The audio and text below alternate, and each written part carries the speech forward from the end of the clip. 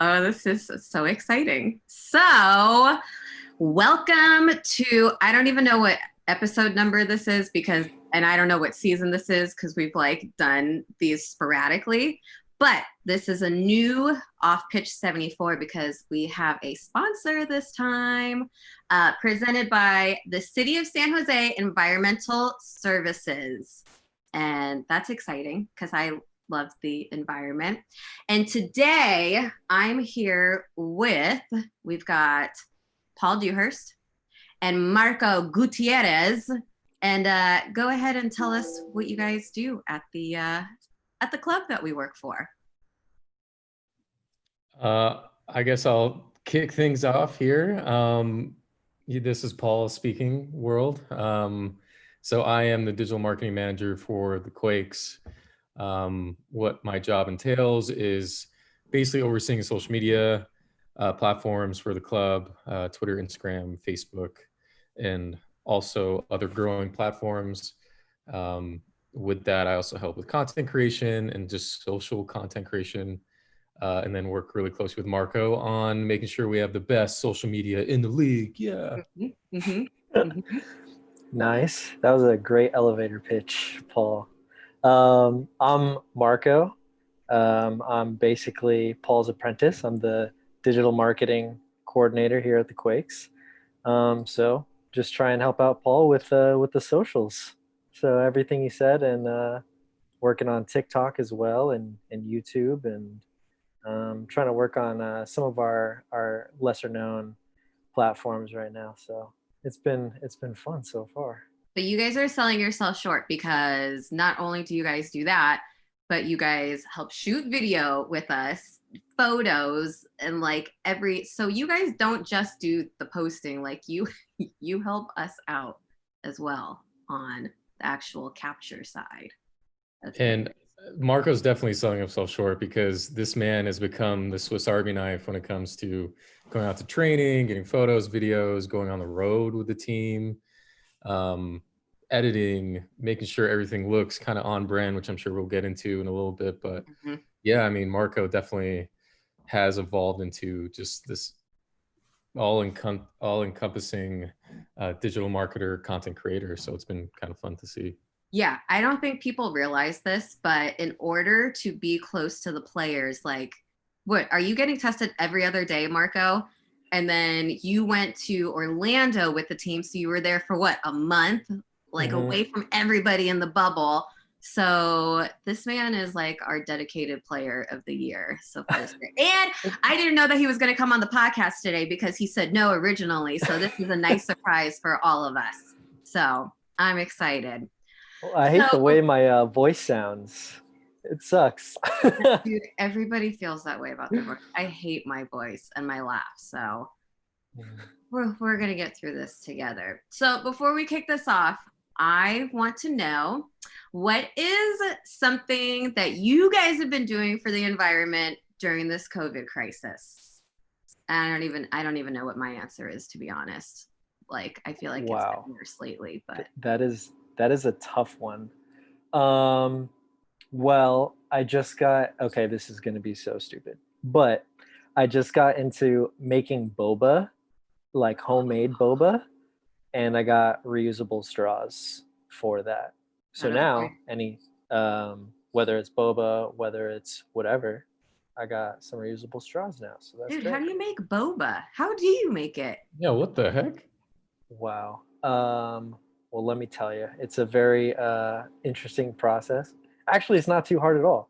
You get some water, boil it, throw some English breakfast tea leaves in that sucker, and then as soon as you get that boiling for like a minute, throw some milk in there, let it boil with the milk, and then you strain it, and then you add some tapioca pearls, boil that sucker, and then strain those pearls, and then you're good to go. Pretty easy, so actually. you don't make the pearls yourself. See, that's what I want to know, how to make the pearls yourself. That's what I would like to do. That would be tough. That would be really tough. Okay, so first question. This one is for Paul. because I think it's kind of funny how you are so popular on social media, like you yourself, like you're the person who posts on a social media, but it's so funny how like our fans found you on social and interact with you so much. So it's kind of like you're almost like a player, but not. Like, explain that whole situation to me, because you get a lot of engagement on your personal page on social media. It's kind of a long story. I started off with the Quakes in 2014 as a media relations assistant. So through that, you work really closely with media members that cover the team. So like the Robert Jonases, the Elliot Almonds, the Colin Etnires, the Joel Sorias of the world. So through that, I got to meet them back in 2014, and then I transitioned to digital marketing back in 2015. So through them, they kind of knew I made that transition. And then as the years have kind of gone on, we've done more like outreach to fans who engage with us. So we want people to engage with us, but we're going to reward them by doing so. And I think I've kind of taken it upon myself, and with the help of Marco and Michael, to kind of establish Quakes Twitter, if you will, and making it a home away from home, where you can come on social media and kind of have that camaraderie. We host like in-person happy hours before COVID, and then we had digital happy hours. So, I mean, through that, growing Quakes Twitter, I think I've become a little more well-known. And if there's something like saucy, something savage, if you will, that may come from myself or Marco or whoever, then, they'll be like, oh, who did it? So they kind of put like a face to the name. So it's been fun, but it's just been good to kind of grow Quakes Twitter and make it something like of a different family. So You guys are the kings of sauce. I love it. There'll be some times where I'll read like your guys' replies to something. I'm like, ooh. well, some that you're like, oh, will this have to be deleted? But no, it's You and I started part-time the same year in 2014. And it's funny, Paul, because I remember you in 2014, and I don't think we spoke one word to each other until we were hired on full-time in 2015. And the only thing I can remember about you from 2014 is whenever I would come into the office hoping that you weren't there, so that I could sit in your chair. I do remember That's like that. And then when you'd be there, I'd be like, oh, sick. All right, I guess I have to go to another one. But back then, I was just so like, you can attest to this, Sam. I was just like so to myself, to surroundings. And I feel like the club and the role has helped me like branch out and be a little bit more outgoing. So, and learning from, someone like you who's always been bubbly and just so welcoming, and, it's been fun. So it's just funny.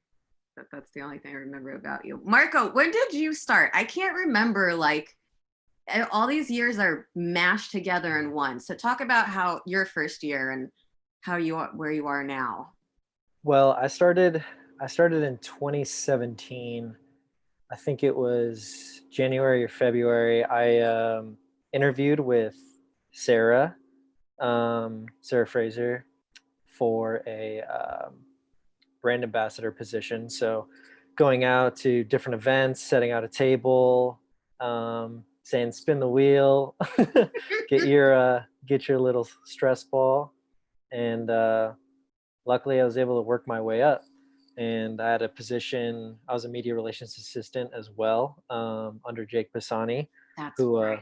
The world may know as the Stat Master. Yes. And know him for that? Is that what we're calling him now? Yes, I like Stat Master. Stat Master, okay. Most definitely the Stat Master.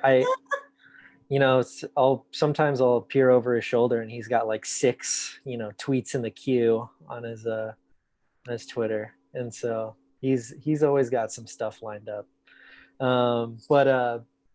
Yeah, and then I got a interesting, or there was a perfect opening around the time where I was trying to figure out like, okay, I'm done being part-time, I got a couple years under my belt in the sports industry, where am I going to go? And then luckily at that time, digital marketing position opened up, and talked to Paul and talked to Michael, and rest is history. and now I'm on my second year, and it's been a sweet journey so far. Well, that's good to hear. Awesome. How's everybody's hair looking? Paul's got this brand new hairdo ever since COVID, and I love it. It's wild and crazy. And then Marco has his hair done. Jesus, I was expecting like something crazy underneath that hat. COVID's been a wild ride. Can we talk about you and your journey too, Sam? Is that possible? Can we let the listeners hear like your Quakes journey? Yeah, so I started part-time in 2014 also. And I was like, not only was I doing that, I was bartending and working at other places part-time. So I would just come in and I would shoot game days to do little recaps for the sponsors that were sponsors of the game that day. And then I would come in and do some editing when like there was a lot of stuff to do. And so that obviously in 2015, the stadium opened. And I remember I was at my bartending job and I saw the coordinator for creative services job posting. And I texted Mac and I was like, hey, can I apply to this? And he was like, sure. And I kind of took that as like a sure if you want to kind of thing, not very, I don't know. I took it in a weird way. So I just applied anyway and got the position and quit all the other part-time jobs, which I was very excited about, and started as the creative services coordinator. So basically just shooting and editing. This was when there was only 2 of us shooting and editing. And now we have like 6 of us that do that, like a lot of us now. And now I produce all the home games, still shoot and edit stuff, manage all the control rooms, still book anthem singers and like engineering stuff in the control room. So everything's gone through the roof. But you've worked your way up. You've worked your way up yourself too. Like, it's crazy how we've been here for 6 years now. It's like, Jesus. And this has been the craziest year yet. So before we get into COVID and everything, it's time for a little game. We're going to do a little rapid fire. And Paul, you're going to go first. Okay. So I've got rapid fire questions and we've got 30 seconds and you're going to answer as many as you can. And I don't know if I have enough questions, so you might finish them before the 30 seconds is even up. But let's do it. This is what we're going to do. All right, are you ready? Yep. And in 3, 2, 1. On a scale of 1 to 10, how much do you enjoy garlic? 7. If you could push a button and make everyone in the world 7% happier, but it would also place a worldwide ban on all hairstyling products, would you push it? Yes. What's the most boring thing ever? Baseball. Hot topic. Sorry. What? Tell me what you like to do on weekends in a Valley Girl voice. I totally like to just hang out and watch Netflix. How do you feel about cranberries? Good for you. Okay. Marco, I crushed that. You got. That was so good. Oh my gosh. You crushed it. Okay, let's do Marco now. Let me reset my clock. Can we get the Valley Girl thing with him too? Because there's no way. Yes. What could we? I'm gonna do a different question, but in a Valley Girl voice. Okay, I'm gonna take that one out there. That one's boring. Okay, and Marco, 3, 2, 1. On a scale of 1 to 10, how good are you at keeping secrets? 8. First celebrity crush. Jennifer Lopez. If you could travel back in time, what period would you go to? Woodstock. Do you snore? Yes. Place you most want to travel in a Valley Girl voice. I like to go to Santa Cruz. What song do you know every word to? That's so good. Time. Oye, como va? What? Oye, como va? Okay, that's a good one. I like that. I definitely don't. I think my song is Nookie by Limp Bizkit, sad to say. Ooh. I know that's like my go-to karaoke song. It's quite embarrassing. I used to work at this bar we used to have karaoke night every Sunday night, and that I would sing that every Sunday night. And you know the part where like where Fred Durst is like, and stick it up your, and then everybody says, yeah. All my like regulars would do the yeah part in unison. So it was like a little concert. It was a thing. You gotta have some passion to sing that song too, like karaoke. Like I love it. I just can't do the screaming part. So I sound like a little mouse, like trying to do the little screaming part. But anyway. Okay, so we are going to take a quick commercial break as we listen to an ad from our sponsors. Hey Quakes fans, remember, disposable gloves and masks go in the trash. Every time you toss your masks and gloves in a garbage bin, you help keep litter out of our creeks and bay. Together, we can protect public health and wildlife by keeping these items out of our watershed. For more information on how you can keep our creeks litter-free, visit www.mywatershedwatch.org. This message is brought to you by the City of San Jose Environmental Services Department. Welcome back, everybody. So now is the time where we dig deep and talk about this crazy COVID year. And basically, I wanted to bring Marco and Paul on to kind of talk like how we've had to shift everything once COVID really hit, and kind of how crazy, like what have been the bad sides to it, the good sides, and like just talk through that. So what happened, you guys? Our season got started. We felt amazing. We didn't know if we were going to play March 7th game. And then boom, was it Monday or Tuesday where we came back to the office and Jared was like, yeah, just go home. We don't know when you're coming back. it was kind of like an end of the world vibe in a way. And it seems kind of dramatic to say, but you've never dealt with something like that before. And we're all in the office. Jared says, hey, we'll be working from home for like the next week, which was pretty weird. And I know, Sam, you were supposed to go to Philadelphia with the team, right, to cover the team. So a lot of things just got put on hold. And I think a lot of the public eye went to the social media platforms, the content that, everyone's producing on the Marcom side. And we just kind of had to reevaluate, what do we do without games? Because games keep us interesting, player stats, things in the community make us interesting. A lot of the things we're restrained from. So myself, Marco, Michael, you, Sam, and the rest of the content team, we just had to brainstorm, what can we do to kind of keep us relevant during this time. And luckily for us, we have such a storied history with the club. So we've gone back and relived some games, replayed some like historic matches like our MLS Cup wins and all that. So it was fun, challenging, but we definitely had to be creative. Yeah. What about you, Marco?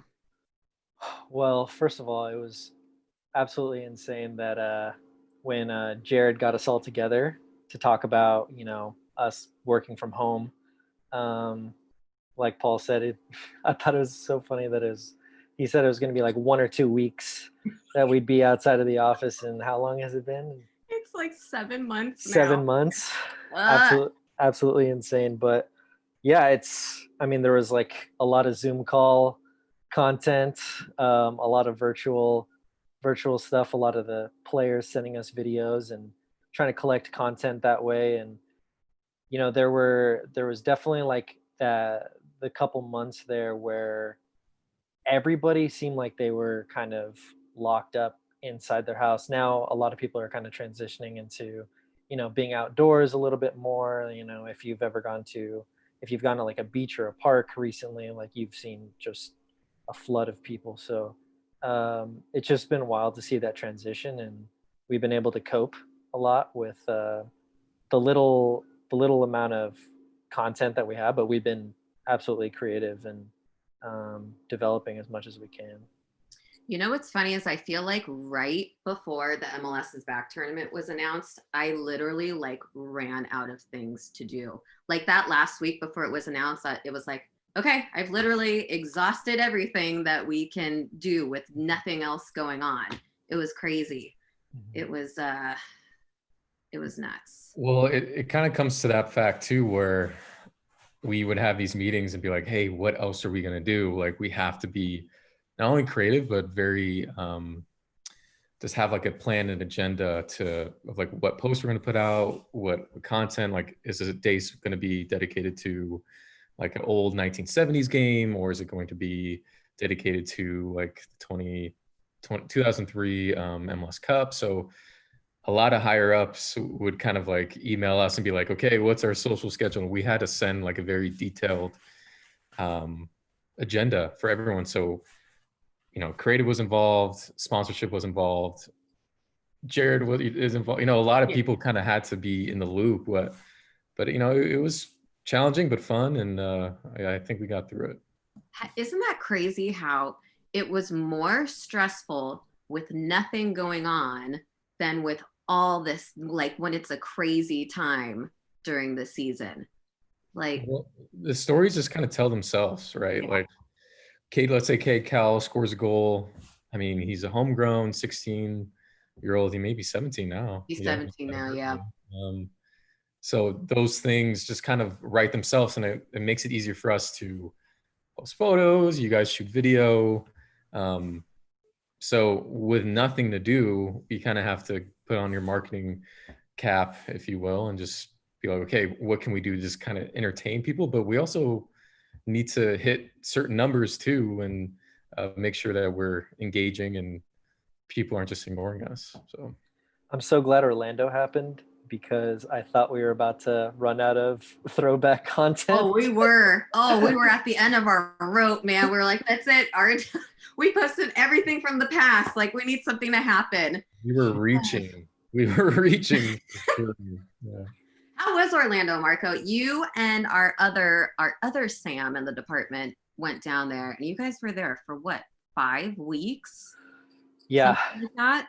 It was pretty crazy. We were also, leading up to Orlando, we were the last team to start training in the entire league. So a lot of writers, just like a lot of people, a lot of critics in general, were just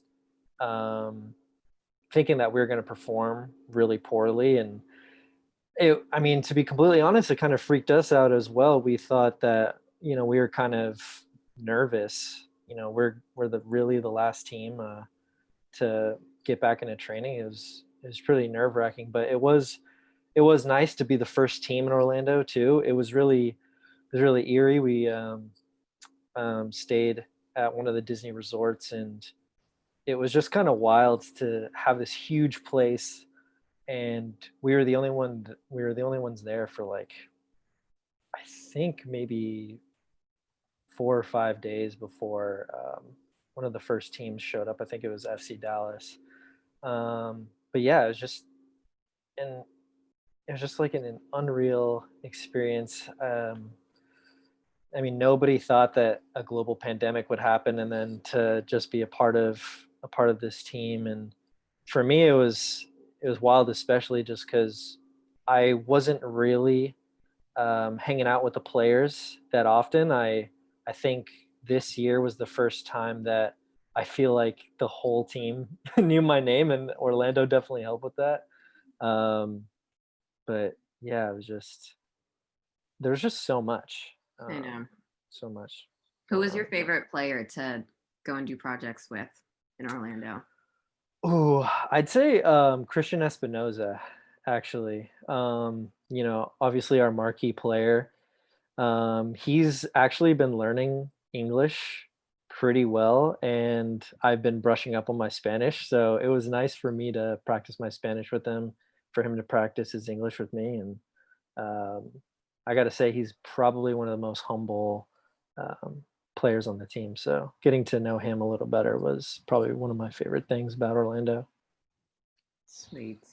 So now let's fast forward. We did great. MLS is back. And then we come home for regular games, and it's like a complete 180.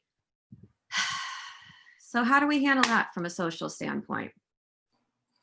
Sorry, there's a fly flying. You guys hear it? It's right on my head. God damn. No, as Marco can attest to as well, it's just been what we want to do is initially what we want to do is just highlight how unique the experience was, right? So no fans in the stadium. There's going to be words in the seats and letters in the seats through Taz, Rahul, and a lot of the Quakes U people, banners from the fans. So what we want to do with our coverage is just highlight how this is different and this is unique, and you want to tune in because this will, knock on wood, never kind of happen again. So it's kind of like must see TV, must see coverage, you don't want to miss. And I think we kind of treated it like that. We're still in a playoff run, and it was tough for a little bit. We lost obviously some big games with some big losses, but we have to kind of maintain our composure and understand that the fans yelling at the team isn't yelling at myself or Marco. Oh, we all take it personally. I just want you guys to know that we all take that personally. Okay. It makes us feel really bad. Okay? It's hard when they say, like, don't take it. They're not talking about you. They're just talking about the team. Like, yeah, but they're talking about a video I made, and it's not okay to me. It's just a lot of time into that. Especially, in video and social media, like we spend so much of our lives with the Quakes. So it's more than just a job. It's personal. You know what I mean? Like we spend a big chunk of our lives dedicated to this club. So when they lose, we lose in a way, it kind of hits us hard. So it's been interesting. Yes. And you know what, fans, just wait a second. We're going to have bad runs. Just chill out and then wait, because we'll turn it around one day. Just a bit. Everybody's just so sassy. It's so. Well, what's cool is I mentioned Quake's Twitter earlier, and they, they've done such a good job being supportive and all that. But they were huge, like the main core of fans on social media, like, hey, this is just a bump in the road. Let's stay together. And Santiago, David Ramiro, Terry, all these people who have like come together and like created that like positive family. And now look at us, we're, hopefully on our way to the playoffs. So it's been good. Okay, let's start wrapping this bad boy up. And let's finish it off with a couple of little questions. What do we have to look forward to social-wise from our Quakes social team? What are we looking forward to? No, I mean, I think Marco and myself and Michael were really trying to provide the best coverage. We're gonna be sassy. We're gonna be confident. We're gonna be respectful in a way, but we're also gonna be compassionate. If there's something going on with the pandemic, if there's some stuff going on with food insecurities, like you may see us as being like savage in certain ways, but we're also lending an ear and feeling compassion for people in the world. Mental Health Awareness Day, we acknowledge that, we respect that, we understand how important that is too. So I think we're just going to hit all different types of tiers with the season coming forward, and hopefully we can keep covering the team until MLS Cup. Amen. What about you, Marco? You definitely hit on the savagery, and amen to that. I think after every big win, expect a lot of great content, and maybe even a little savage TikTok. So go, humble brag, but it's been really fun taking control of TikTok and making it our own at the Quakes, and trying to make it something that a lot of teams haven't seen before, a lot of people haven't seen before. So just check out our less known platforms. And yeah, just to jump in real quick, Marco, he's rarely do you really start from ground one on a platform, to really build it and make it something unique and interesting that fans want to engage with. And I think Marco's done a great job of building that. The last couple of posts in particular have been very savage, if you will, very creative. So if you're not following Quakes TikTok, please follow it. You won't be disappointed. We're all about the savagery. Yes. Okay, last question. Quick for each of us. Favorite memory so far from working for the Earthquakes? Mine was Decision Day 2017. What about you guys? I have two. The opening day 2015 when we won with the stadium opening. I think I had never till this day felt the stadium shake and was that loud after Fatai's opening goal. Me personally, maybe it was the moment that made it bigger than it maybe was, but I think that for me was super special. Shea Salinas, game winner against Vancouver in Orlando. Being on the bench, and I think for us to, get a little slap on the wrist from the league from running on the field. We said sorry about it. It was too much fun. Ask for forgiveness, not permission. Yes. I will say Wando's record goal too. I feel like that's one of everybody's favorite memories. There's been some good moments. I mean, like we haven't been we to take the good with the bad. Yeah, so classical games. Yes. Okay. Well, that's all I had for today, you two. Great job. You did great hosting. Amazing. So thank you everybody for joining us on this first episode of Off Pitch 74 presented by City of San Jose Environmental Services, and we will see you soon next time.